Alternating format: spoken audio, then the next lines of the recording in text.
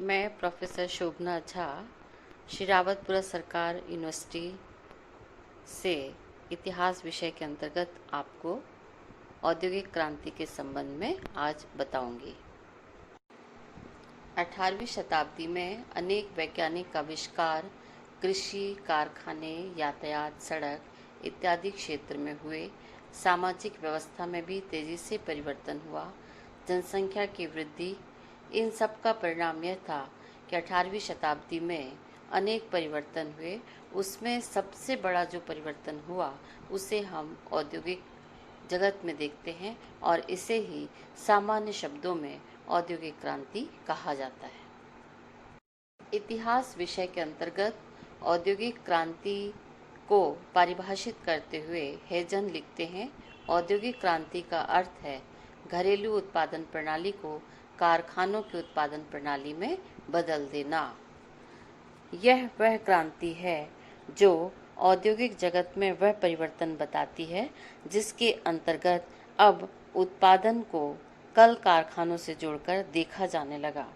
यही औद्योगिक क्रांति जिसे भविष्य में मशीनी युग का नाम इंग्लैंड में दिया गया। इतिहासकार मानते हैं कि यह क्रांति जॉर्ज तृतीय के सिंहासन आरोहण के साथ हुई। कुछ इतिहासकार यह भी स्वीकारते हैं कि यह क्रांति 2 चरणों में दिखाई देती है। प्रथम चरण 1740 ईस्वी में और दूसरा चरण 1780 ईस्वी में प्रारंभ हुआ। यदि हम तत्कालीन देशों की स्थिति के बारे में ध्यान दें तो यह निश्चित है कि इंग्लैंड में ही क्रांति सर्वप्रथम हुई, जिसका कारण था कि फ्रांस क्रांतिकारी युद्ध में व्यस्त था और इंग्लैंड फ्रांस से बहुत आगे निकल चुका था। इसके अलावा इंग्लैंड की प्रति व्यक्ति आय, उत्पादन, व्यापार हर दृष्टि से फ्रांस से आगे आ चुका था। इतिहासकारों ने इन्हीं विभिन्न कारणों से यह कहा कि यह क्रांति इंग्लैंड में ही सर्वप्रथम हुई, लेकिन इसके अलावा भी बहुत से कारण हैं जिन पर हम प्रकाश डाल सकते हैं। अनेक कारणों में जैसे जनसंख्या में वृद्धि, यातायात की सुविधा, व्यापार में वृद्धि, इंग्लैंड की भौगोलिक स्थिति, जल सेना का सुदृढ़ होना, अत्यधिक उपनिवेशों की स्थापना, कृषि क्रांति द्वारा उत्पन्न बेरोजगारी, खनिज पदार्थ की उपलब्धता, प्रतिस्पर्धा और राष्ट्रीयता की भावना, धन की प्रचुरता, इसके अलावा भिन्न भिन्न आविष्कार इत्यादि कारण हैं जिससे औद्योगिक क्रांति हुई। औद्योगिक क्रांति के प्रभाव।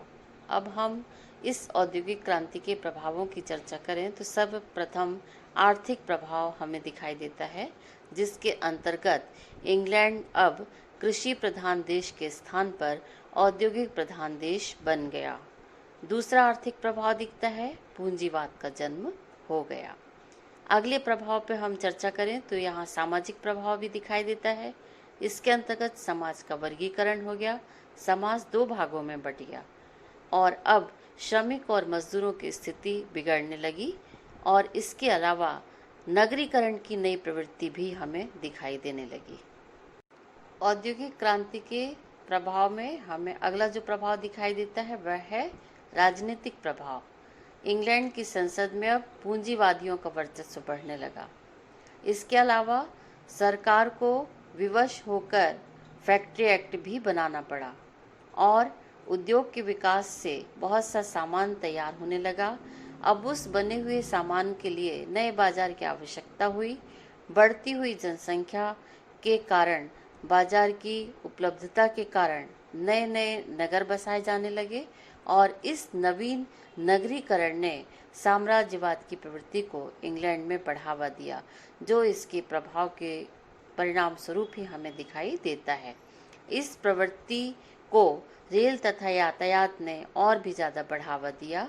यह एक नया प्रभाव हमें औद्योगिक क्रांति का दिखलाई देता है। 18वीं शताब्दी में होने वाली इस औद्योगिक क्रांति का यदि हम प्रसार देखें तो यह क्रांति सिर्फ इंग्लैंड में सिमट कर नहीं रही, बल्कि फ्रांस, जर्मनी, रूस, जापान इत्यादि में भी इसका प्रचार और प्रसार हमें स्पष्ट रूप से दिखाई देता है।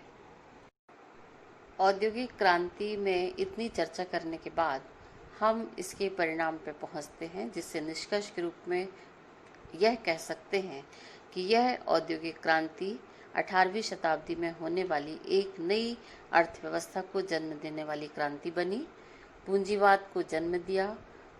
अब पूंजी थोड़े से व्यक्तियों के हाथों में केंद्रित होने लगी। बड़े बड़े कारखानों के मालिक इस पूंजी से धनी होने लगे, धनवान और धनवान होने लगे, मजदूरों की स्थिति खराब होने लगी, उनका शोषण भी बढ़ने लगा। इस रूप में हमारे समक्ष यह क्रांति एक नई अवस्था में दिखलाई प्रतीत हो रही है। मजदूरों के सामने जीविका को चलाना एक चुनौती बन गया और शायद यह उनकी नियति भी बन गई। इस प्रकार यह औद्योगिक क्रांति एक ऐसी क्रांति थी जिसने पूंजीपति वर्ग को सामने लाया और मजदूरों की स्थिति को बद से बदतर कर दिया। इस औद्योगिक क्रांति के संबंध में यदि आपके मन में किसी भी प्रकार के कोई प्रश्न हैं तो कृपया मुझे कमेंट बॉक्स पर लिखें। मैं उस प्रश्नों का जवाब अवश्य दूंगी। धन्यवाद।